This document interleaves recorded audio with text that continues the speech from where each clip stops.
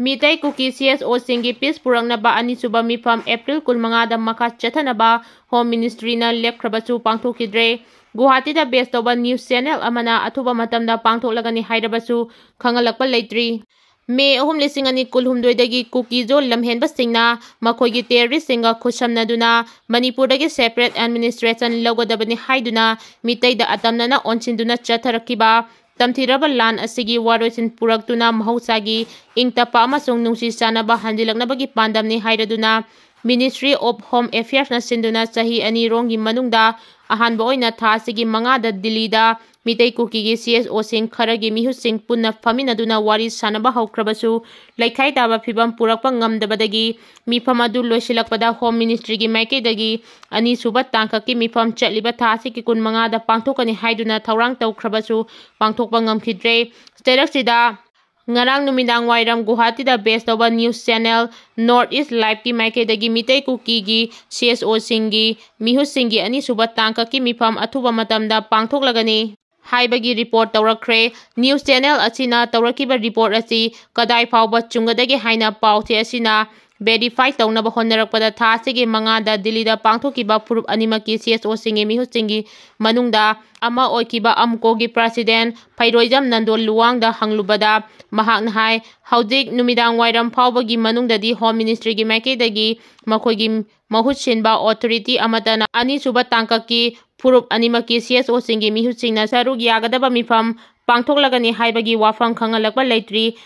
Ahanbagi Mifm adugi matangdadi Ministry asigi makhada leiba agency amagi maikeidagi barbel oina khangalakibani Mifm asigi damak jinhai oina khangalakrabasu Ministry gi maikeidagi achoba thajaba ama thamkibagi khudam phangi.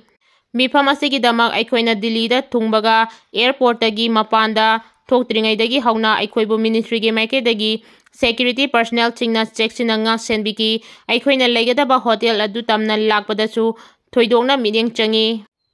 aduga aikoina leikiba hotel adudagi Mifm pangthokpam aduda chatlaga nakal anigi mihuching unakibani aduga ani suba tangkaki Mifm ama athuba matamda pangtholagani hairibasidi numit tumakta da Home Ministry gi maikeidagi su khangalaki Ministry gi official singna phongdorakibagi matungina chaliba tha asigi haukiba 15 da nakal animaki mihu singi ani suba round gi Mifm pangthokadabani haina su khangalakibani adubu hairiba numit adu ngasidi hendokre masigi maram leiramgani adubu ngasi numidang wairam phawbadadi nakal animaki mihu singna charuk yagadaba Mifm pangthoklagani haiba yauna kari numitki karamba pungfamda pangthokani haibadudi khangalakpa leitri hairaki. Amaromda ngasi numidang wairam NE Live na breaking news oina sandorakiba paw adudasu ani suba Mifm pangthokadaba mafam amasung matam palakhidabaga loinana saruk yagadaba nakal animaki CSO sing amasung makhoigi mihu singi matangdasu sugaina phongdokhidri. Serau suknugi lanjenaruba sing hanjilakpa haure wat hauriba singda imungna kaure paudenba football tournament haudokre. Haukiba kumda lisingani kulhumdoigi May 3 Manipurda thoklakiba irangna maram oiraga mayum thadoktuna tongan tonganba relief camp singda changdafam lawduna leiragliba suknu amadi seraugi ngasi fawbada masagi mayum ingkholda hanjilakpada wat hauriba singbusu hanbiraklo haina paujel puba imungna kaure mingthonba kha maikaigi football tournament ama haudokladuna Congress Legislature Party gi deputy leader su oiriba suknu assembly constituency gi MLA Kangu Jamranjin appeal tawkhre. Suknu amasung seraudagi langi thaudoksinga maram oiraduna landenaduna relief camp singda changdafam lawrakpadagi ngasi fawbada mayumda hanjilakadaba wat hauriba micham miyamda maruoina paudel piba imungna kaure mingthonba football tournament asi Suknu and Sirau Sport Development Committee SSSDC na sinduna ngasi Suknu Wangpokpi ground da haudokpada saru yaraduna MLA na phongdokibani. BJP na lengak semba ngamdribasi kari soibadagi no haibadu miyamda sengdokadabani haina AK Mirabai na phongdoragli. Manipur lengak semba yabagi MLA masing chuna leiriba BJP na lengak semba ngamdribasi kari asoiba tawrubagi no natragana kari marangi ngamdribano haibadu athuba matamda miyamda sengdokadabani haina Pasoi Assembly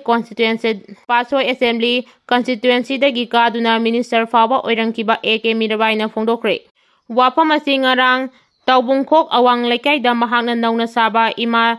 tubilaima community hall sangaduna ima tubilaima harauba committee amadi miyamda khusinabagi thauramda athoiba mithunglen oina saruk yaraduna phongdokibani mahakna hai Miyamna bot thadaduna lusingba chingkhalibasi misa miyamda awaba pinaba amadi ot nainaba nate athuba matamda lengak sengadabani. Indiana ningtamba fanglaba matungda constitution semduna democracy chatba lebak ama oirakibadu ngasidi democracy gi wahanthok leitre. Makoi khudima constitution gi makhada leigadabani adubu BJP lengakna constitution bu kudum chanchilaga makoina tawningba apambasing tawduna leire. Democracy na piba miyoibagi haksing miyamda fangdre.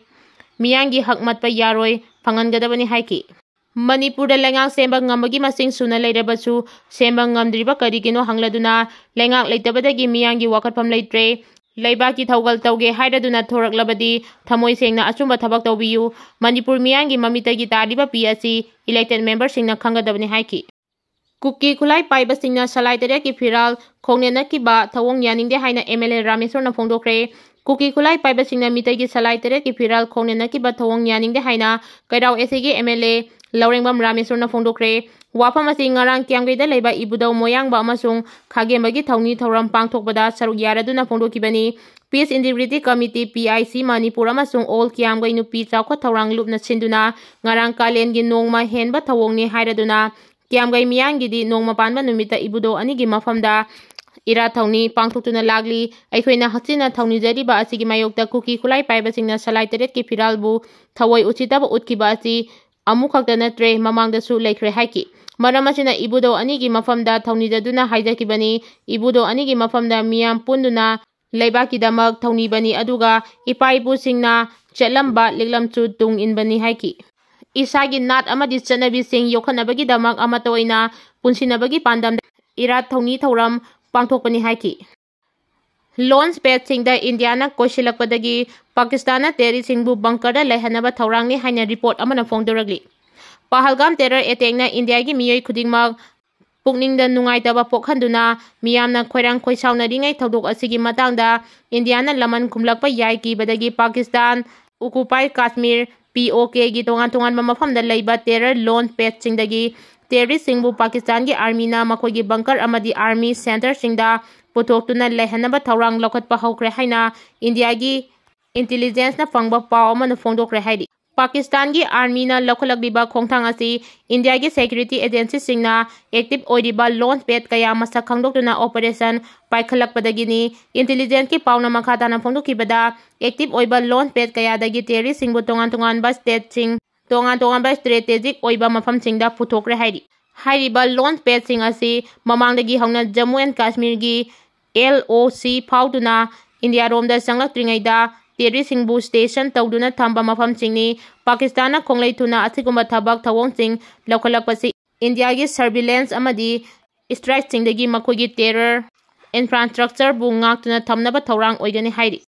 Senja thumja tawramba official chahum hena jail da thamkhre. Assam gi panchayat mikhalga mari lainana pangthokpa rally da Chief Minister Himanta Biswana senja thumjagi mayokda matam chupada leigani haina phongdokibaga loinana haudik fawbada senja thumja tawramba lengaki officer chahum hena jail da thamkhre amasung chahi ahumari gi manungda Assamdagi corruption maru phangna muthalagani haina phongdokre. Committee na phangliba report asigi matung ina Assam lengakna makhatana corruption gi mayokta leiduna senja thumja leitaba lamdam ama ohenaba honakigani. Aihangna Chief Minister oirakpadagi haudik fawbada senja thumja tawramba lengaki officer chahum hena jail da thajinkhre hairi. Lengangna thakiba matam yaudringaida India thadokba ngamdaba Pakistan masasing jail da thamgadawri imung kaya setoknaba yaure. Tamthiba Pahalgam terror attack thokraba matungda National Security gi damal center lengangna lokholakpa thabak thoram singi manungda ama oikiba Pakistan masasing India thadoktuna chatkidabani haiba wafam asi inba ngamdaba miyoi kaya jail da thangadawri amasung lengaki wafam asina imung kaya gi miyoi sing setoknaba yaure haina agency gi pauna phongdoragli. Immigration and Foreigner Act 2025 ki matungina India da visa gi condition khongoinaduna hena sangthana leirama miyoi sing natraga restricted area da changlamba miyoi sing adu chahi ahum phawba jail da thambal lupa lakh ahum fine thianba natraga animak chairak oina piba yai haidi. Lengangna thakiba matangi manungda India thadoktuna chatkiba ngamdaba Pakistan gi miyoi sing da su ek asigi makhada tongan ba action lokhatuna haidiba miyoi sing asi jail da phawba thamlakpa yai haidi. Lengangna lokholakliba khongthang asina Pakistan amadi India animakta mari mata leiba imung manung kaya setoknaduna karamba matamda amu hana unaba fangadage khangdaba yaunare haidi. UG ani fare police control room dagi ngarang numidang thorakpa chirol amada Pripak Progi Kedarne haiba Sagol Ban Thangjam Lairak dagi hijam ngamba mitai sahi kunmari police na Langthabal Kunja Awang Laikai Yambem Lairak Machindagi fare mangondagi maru ani yawa pistol ama mobile phone ani amasung gari macha ama fangle hairi aduga security force na sunga si Jiribam Kaithel dagi Sairem Basanta Allies Bomcha chahi 38 kauba Lakipur ward number 8 dagi PLA gi kedar ama fare hairi Pahalgam gi thakdokta foreign gi khutyawi Manipur gi irang asidi aikhoi masel gi marakta thokpani haina Swami Gobindep na phongdorakli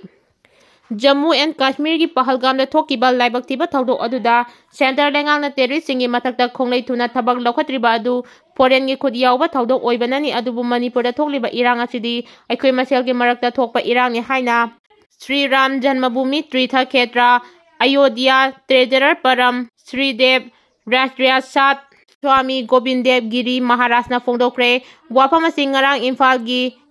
JN Dance Academy da Manipur Veda Vidya Pithna Sinduna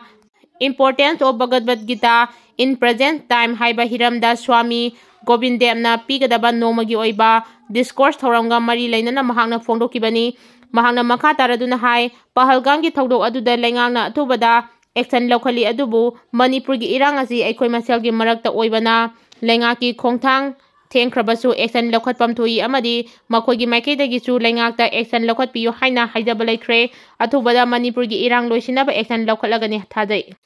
Constitution na yauriba federal principal ting hundoktuna thamlaga union lengakna supai paichilakli haina CPI na phongdoragli